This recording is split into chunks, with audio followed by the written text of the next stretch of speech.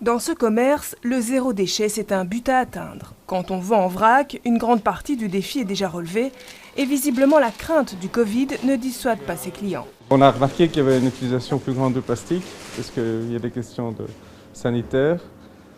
Mais quelque part, on remarque que ce magasin prône le zéro déchet et est tout à fait compatible avec les normes sanitaires en vigueur.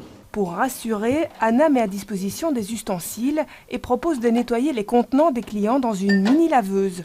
Un investissement rendu possible grâce à un subside de 15 000 € de Bruxelles Environnement. L'idée avec cette machine, c'est de laver les petits pots en verre consignés sur place. Avant, on avait un système où c'était pris par un tiers, lavé ailleurs. Donc ça réduit l'empreinte écologique et ça rend le système plus accessible aux clients aussi. Donc c'est moins cher, c'est plus écolo.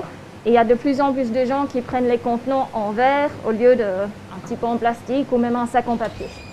Et pour encourager d'autres commerçants à se lancer dans le zéro déchet, la région débloque une nouvelle enveloppe de 150 000 €.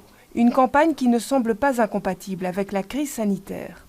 Plus de 125 experts ont affirmé dans une déclaration commune qu'un contenant en plastique donc propre qu'on peut utiliser plusieurs fois ne pose pas plus de risques sanitaires qu'un contenant en plastique à usage unique.